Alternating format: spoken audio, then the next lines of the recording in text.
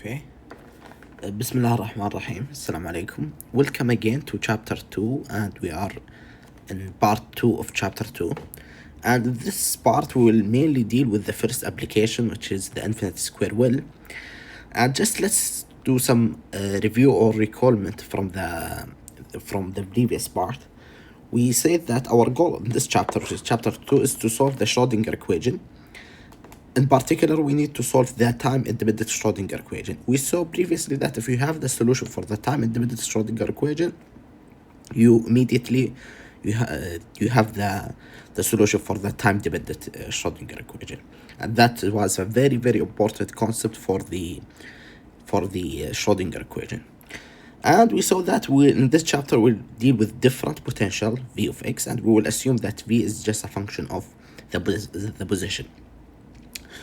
Now, before we study our first potential, which is the infinite square will, let's first recall some theorem from ODEs, the theory of ordered differential equation, which is basically that I call it the boundary condition, the title of the section, because it's very important, and very important in physics to know what's the type of boundary condition that you need. So the time-independent Schrodinger equation is a second order differential equation, as we can see, because we have a second derivative here. In particular, it's a linear second order differential equation, or the differential equation. So if you have a second differential equation, that means we need two boundary conditions in order to fully solve it, to find a particular solution. Because in physics, we are not mathematicians searching for general solution. We want a specific solution that fits our problem. Now, what's the types of boundary conditions that we may face in a physical situation in order to solve it, and in particular in this chapter and in general in this course? So the types we'll have, I just do as a rough collection of them. Maybe we'll have more in the future. So the first type, it's the continuity of the wave function. So we are assuming that the function is continuous. What does that mean? That means that at each point, I take in this example just the point 0.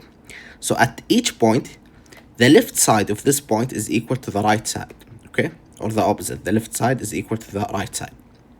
And this not only in the 0, in any point. What does that mean? That if you have some sort of function like this, for example, at point A, and the function is like this, and then it's jumped. So as we can see, the left and the right at this point is are not equal. So they are basically the wave function not continuous, which is not acceptable in most cases. The second condition is the continuity of the derivative, the same as the continuity of the psi, but in this case we are dealing with the derivative of psi. The same concept, and this again applicable not only in the point 0, in any point in general. Now this is an interesting, and we will use it only once at the delta function in the future. Sometimes we will enforce the discontinuity of the derivative. So that means that the difference between the left and the right give me some value which is not 0. We will see that inshallah in the future. And of course, the last, or the one that before the last, it is the normalization condition, that in general the wave function must be normalized, so to give 1. And the last one, which is very important, and we use it a lot in physics rather than in math, which is I would say call it the decay somehow condition, or the normalized condition, maybe you can call it, which means that in general the wave function must goes to 0 as x goes to plus or minus infinity. For example, if we solve the equation and we get something like psi of x equals to a of x, that in general is not acceptable solution, because as we take x goes to infinity, this expression goes to infinity. In a similar way, if we get, for example, the solution is equal, okay, because in the previous, let me just rewrite it. If we take x goes to minus infinity, this will blows up to infinity, okay? So this is just a general review. We'll see it inshallah in details as we can solve, but I just want to mention it at the beginning. Now the first example, which is the infinite square will. So again, we're starting from the time-independent Schrodinger equation, and our goal is to solve for a particle with a mass m that is trapped, which is a very important concept, trapped in a will of width a. So these are the given. So you have a width of the figure. So we have a will of width a, And we have this electron, for example, which has a mass m, and it is trapped at this region. Okay, so this is the goal of this section. Now at the beginning, and this is, by the way, it's common in many of the topics in this chapter, at the beginning you will say, okay, this problem seems artificial, so somehow it seems like an idealization. It's not a real problem. But be careful, in many applications we can approximate our potential that we are dealing with is an infinite square wave. So for example, let's consider, if we study solid state, you know that the electron, I'll just describe it in very quick way. So maybe the electron, it is what's called in the conduction mat. So it's need to jump to the conduction mat. So we have a gap energy, okay? So sometimes this gap energy becomes very high, and we are dealing electron has a low energy. So some sort of the electron is trapped here. So in this case, we can approximate this model to be infinite square wave. So this is in reality, a real application. Sometimes, okay, we can consider the particle to be trapped at specific location. At okay, we say that okay, the energy of that particle will have the same energy as the infinite square wave. Okay. So we consider it as an idealization of this situation. Okay. Now, how we can rewrite the potential? It's very simple. The potential at this width or at that will that we are interested in, which has a width of a, it is equal to 0. So there is no potential. There is no forces acting on this particle or on this electron, and all otherwise it will have infinite. So basically the electron or the particle couldn't be here or anywhere. So it's basically the only allowed spaces where the electron could be, it will be here, and it can move, or it have a free, or we can treat it as a free particle. And of course, I need to just mention something very quick. I said that there is no force acting on it because you have to know that by heart, that the force is equal to minus the partial of the potential over x. So if there is no potential, that means there is no force. So basically here there is no force acting on this electron. Now, how we make sure this, ممكن somebody ask how we can make sure that the electron will not be here or there. You would say, okay, classically we can see that we have infinite potential, so but we are dealing with quantum mechanics, so maybe there is a strange behavior where the electron can be somehow jump there or jump there. So how we can make sure, how we can do it rigorously and mathematically, and this is a very important thing that you need to how to justify it. So basically we saw that if we have a potential, the potential here is infinite, so that means the probability of finding the electron is 0. Otherwise it needs an infinite energy, and infinite energy is impossible.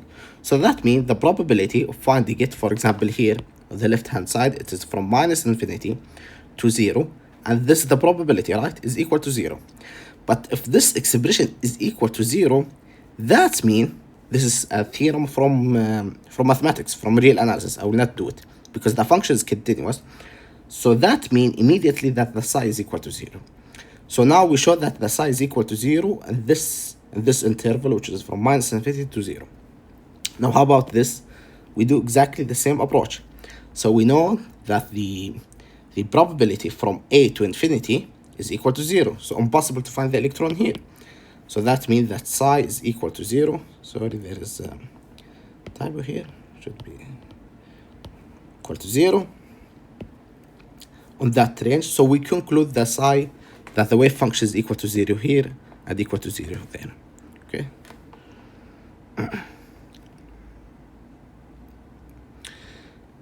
Now how about, and this comes the interesting part, how about the wave function between 0 and a? So we know that the wave function from infinity to a is equal to 0. Let me write it here. So here psi is equal to 0. And there also we have psi is equal to 0. So the question is, how about here? So here we have we start from the Schrodinger equation, the time-independent Schrodinger equation, and we know that at that region we have the potential equal to 0. So we're left with this equation, 2m second derivative of dx equals to a psi. Now we know we have a Schrodinger second order differential equation, so maybe you can rewrite it as, this is a very simple, and it's common in physics also, this type of differential equation, and you have to know the solution by heart.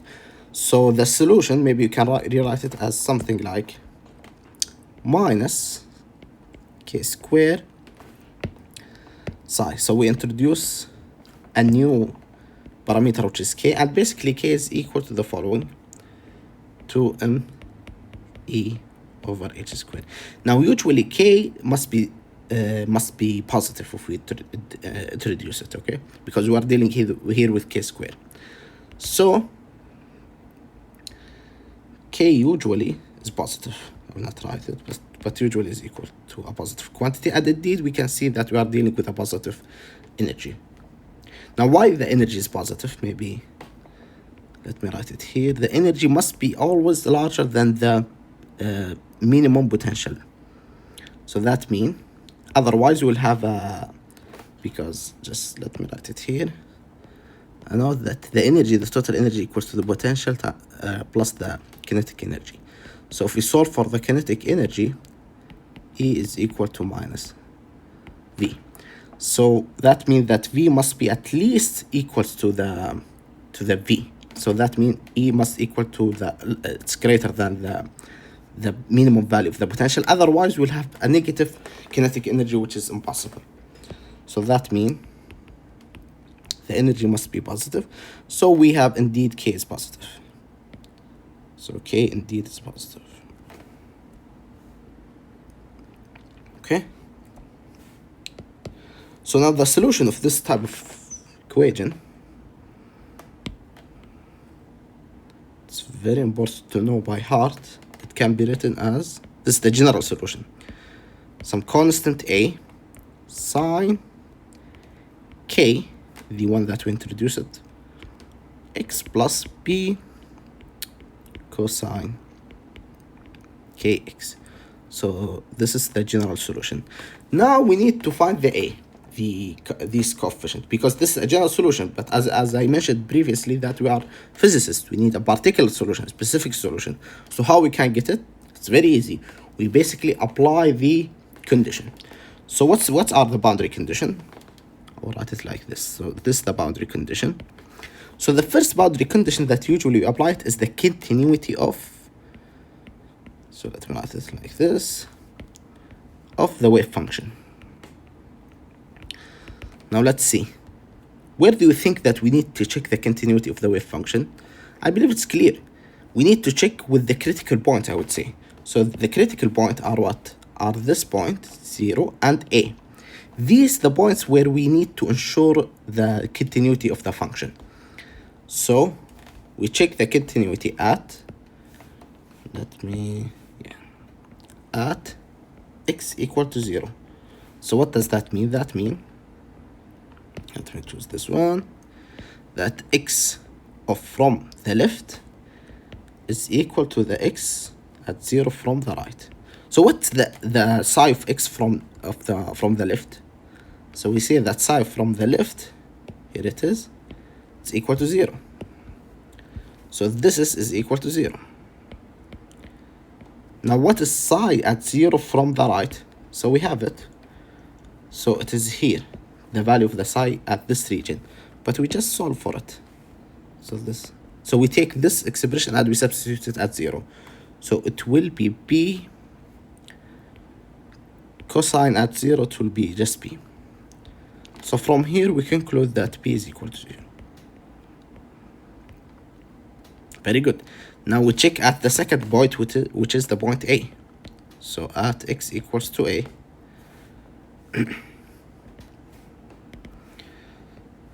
so psi at A from right must equal to psi from left. Now what is the value of psi from the right of A? we go back and we check. It is equal to 0. So we come back here and we put 0. Now we go back and we substitute with the new expression. So we know that p is equal to 0. So this will get a sine. We just substitute each x by a. I hope it's clear. Plus, if we want, we can write plus b cosine ka. But we know that p from the previous part, it is equal to 0. So basically, we conclude that a sine ka is equal to 0. Now from here, what we conclude two things. Either a equal to 0 or sine k equal to 0. Now this solution, usually we neglect it in physics, of course, because it has no physical meaning. If a is equal to 0 and b is equal to 0, so psi is equal to 0 for all x, which means we don't have a particle and we don't have a wave function. So usually we just ignore this. So we take this condition. So if sine, I hope you remember from the elementary mathematics that if sine of x equal to 0, that means that x is an integer multiple of pi, where n is just could be plus minus 1, plus minus 2, etc. Okay. So now we conclude that ka is just a multiple of pi, an integer multiple of pi. That means that we can solve for k. So that means that k is n pi over a. This is very important. Now we can stop here and we say, okay, we have a value of k in terms of everything, in terms of a and n and pi. So we know everything. So we can at this step find the energy, because remember that k is connected to the energy. So if we want, so we have k is equal to m e over h squared. So this is the value of k. Sorry, this is the value of k squared. Be careful, yeah. This is very important. So this is the value of k squared. So from here we can deduce that E is equals to h squared, h bar squared over 2m times k squared, but we already have the value of k squared, so it is n pi over a squared.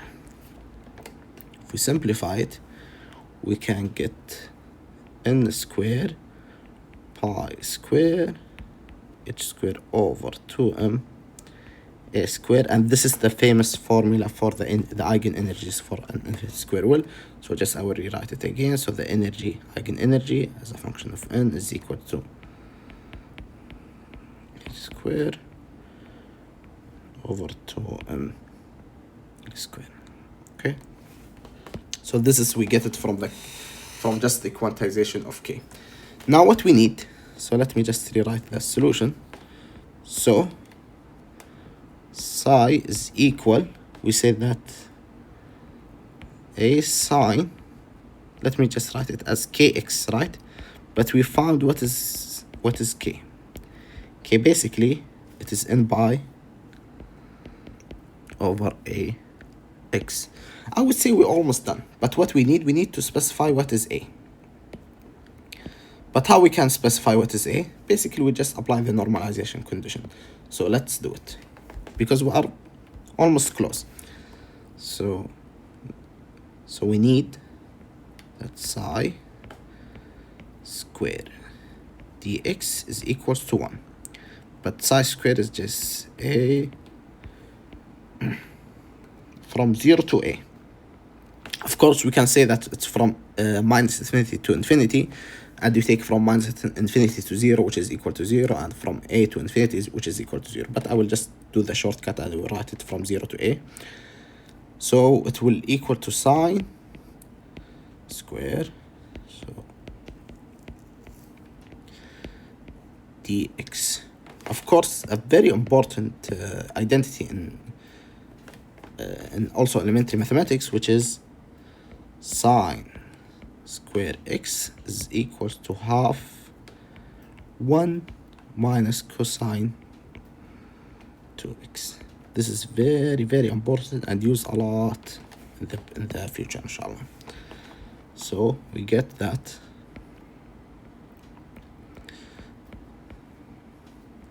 dx is equal to a square over 2, I take the 2 outside, 1 minus cosine 2n pi over ax dx from 0 to a. Now we just do the integral. We get a square over 2. This is equal to 1, the first term. Then the second term we will get minus a over 2n pi sine x. Yeah, we'll just put at a, so 2n pi, yeah. So that I believe it will equal to 0, it will go to 0. So, and this is equal to 1. So we conclude that a square times a over 2 is equal to 1.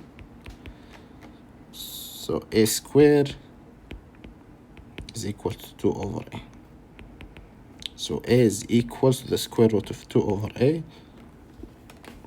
And we get the final famous expression for the eigen-function for an infinite square wheel, which is equal to square root of 2 over a. And what's the function was? I believe it is sine n pi over ax. Now these two equations, which is the one for psi n and for en, are the most important equation for this section, because from these we get all the information needed for the infinite square wheel. Now that means the general solution, for example, for any particle that is confined or trapped in a square wheel, it is a linear combination of the psi n at the from 0 to a, and it's 0 otherwise.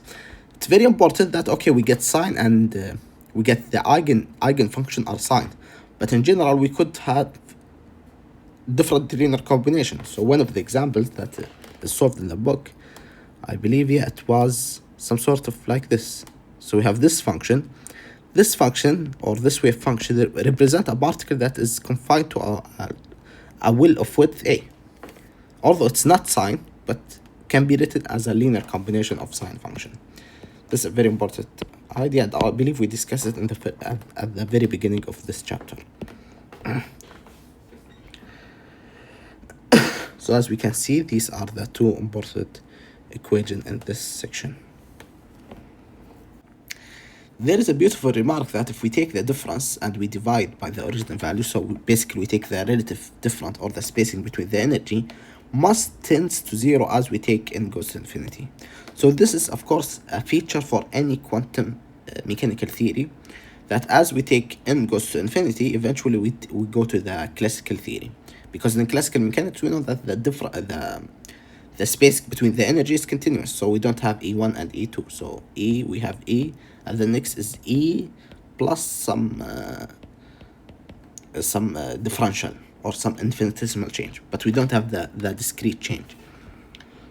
And this is consistent check for your theory, whether this theory is consistent with the quantum mechanics or not. It's basically take the limit as n goes to infinity, and you will get back to the classical limit. Otherwise, there is something wrong with your theory.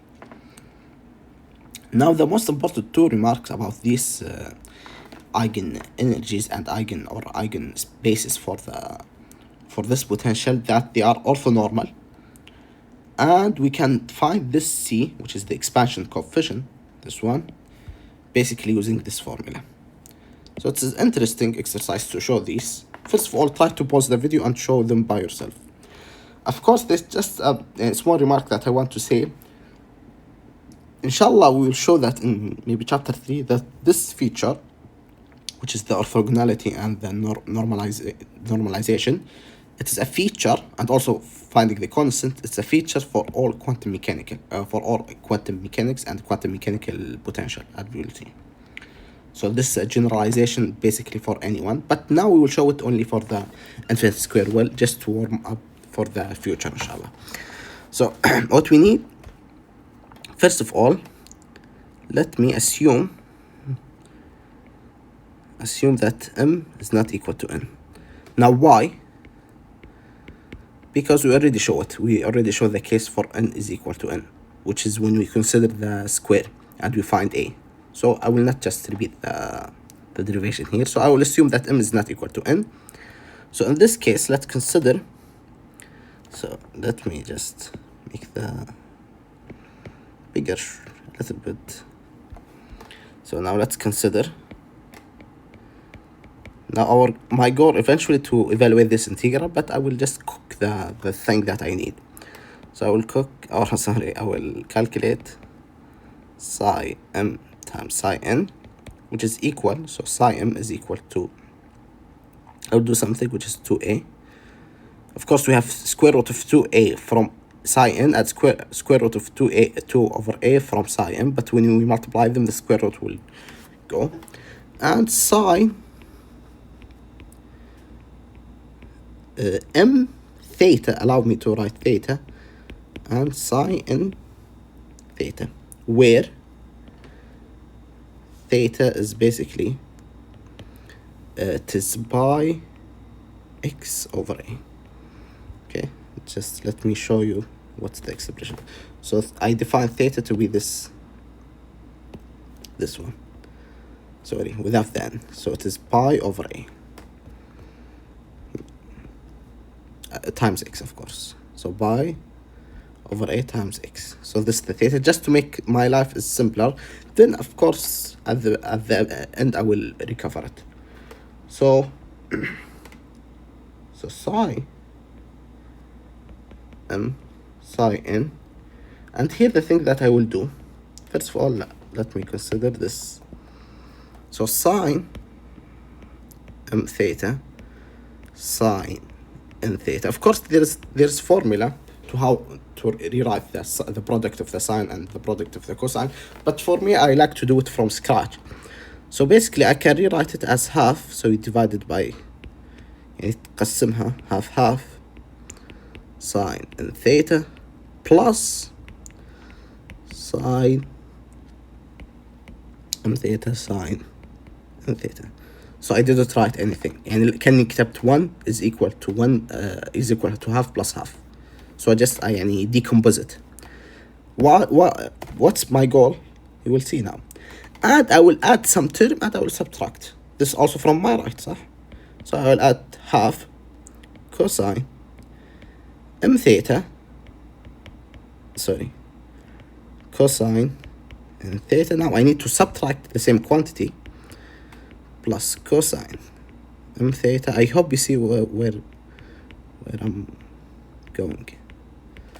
Now what we can see, here I have cosine, and we have sine. So these two together with these together.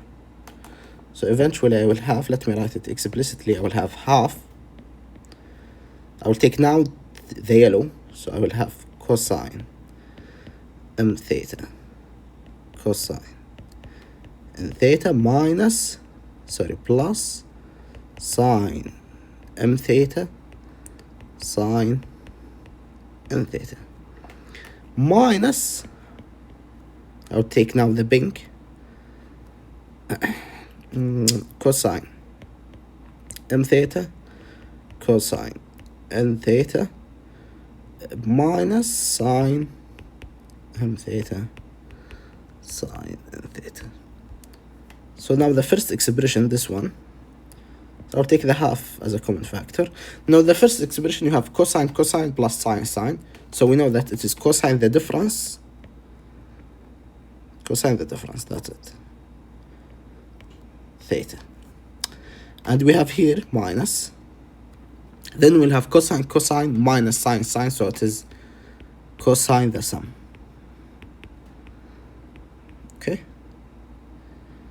Now alhamdulillah as-salama. Now what I will show this integral from 0 to a, it will give me 0.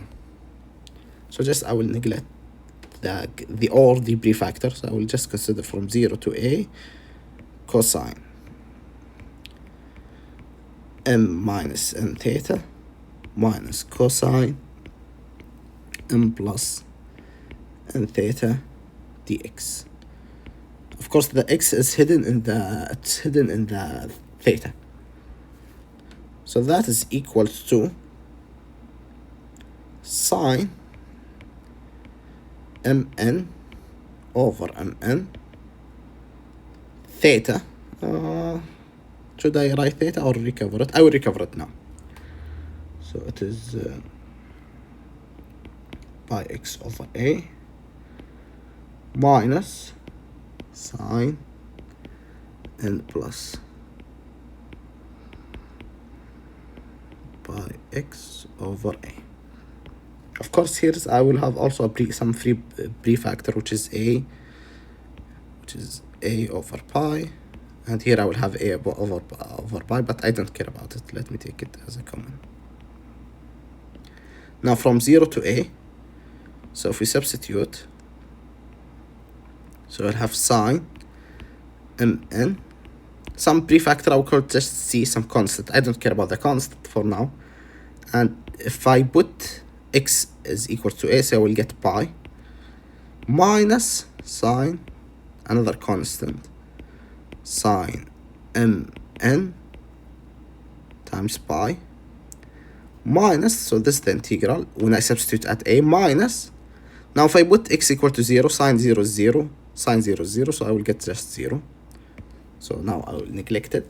Now m minus n, it's just some integer, so this is some integer, so some integer, and here also m plus n is some integer. So we have an integer product of pi, which is equal to 0, minus an integer product of pi, which is equal to 0. So basically it's equal to 0. So thus we conclude that dx from 0 to a is equal to 0 for any m not equal to n. For the case m equal to n, we already showed that is equal to 1 because we normalize it. We actually make it equal to 1. يعني ما يحتاج. Now for the secondary mark, which is Cn, I hope I have spacing to show it. So it's very simple. So let me write the expansion. So yeah, so the expansion of psi, so this is 2, so the expansion of x of t, which is equals to Cn psi n e minus I e n t over h bar, and the sum goes over n, so from n1 to infinity. Now notice that psi equal to 0 from the same expression, so this is implication, is equal to summation Cn. Recall our focus that my goal is to find Cn, so equal to psi n, right? Now what I will do, I will multiply both sides by, so multiply by psi m conjugate. So if we multiply for any m, psi m conjugate, we'll get to 0, a sum in from 1 to infinity, Cn Cm conjugate Cn. Notice that m is an arbitrary integer, so it's fixed m, while here n is the index of the summation. So just to make it clear, let me expand. I will expand a few terms from the right hand side. So this is equal, for example, psi 1 psi m psi 1 plus psi m star psi 2 plus psi 3 psi m star psi 3 plus الين سي ام psi m star psi m بعدين plus وانت ماشي. Now what I will do a very simple thing. I will just take the integral for both sides. So the integral from 0 to a of psi m star psi x at 0 dx, it will equals to, now I'll integrate each term, so it will be psi from 0 to a c1. So allow me, I'll drop the dx يعني from 0 to, and until from 0 to a cm psi star m psi m. Now notice this is must equal to what? Must equal to 0, under the assumption that, for example, m is not equal to 1. So for all m not equals to this number, for example 1 or 2, I will get all these are 0. Basically from the right hand side, this sum اللي هو السم الطويل, the only survival term, it is when m is equals to n. Okay, this is, I hope it's clear. So for example, if m here is 3, so the only survival term, it will be the third term. So all are 0 except the nth term. Sorry, the mth term. Why they are 0? Because the orthogonality, and this is the importance actually of the orthogonality. It's very, very important, not only in this chapter, in this section, in the whole physics, I would say, in the whole science even, the concept of orthogonality. Because from orthogonality now, what we can do, this is equal to 1. So we get that Cm is equal to the integration from 0 to a psi m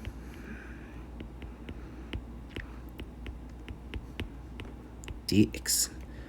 This is very beautiful and very useful because in many situations we can find a closed formula for psi n. So we can find a formula for this expansion coefficient in terms of n, which is, I would say, magical. Now we consider this beautiful example because it's conceptual, and it's an unusual example. So let's read it together. An electron is moving inside an infinite square well of width a if the electron is initially in the ground state. So let me just stop at this statement. So initially at the ground state, that means psi x at 0 it's in the ground state of this box on the left. So it has this form: 2 over a sine n is 1, so pi over ax. And suddenly double the size of the well. So suddenly the well becomes 2a instead of a, it becomes 2a, and we have this particle. Now calculate the probability of finding the electron in the new ground state. So basically we know that psi of x of 0 can be written as a linear combination of Cn. Psi n, I would call them a prime. What are the sin n prime? Sin n prime are basically the new eigen-function of this box. So it can be written as 2 over a prime sine n pi over a prime x, where in our case,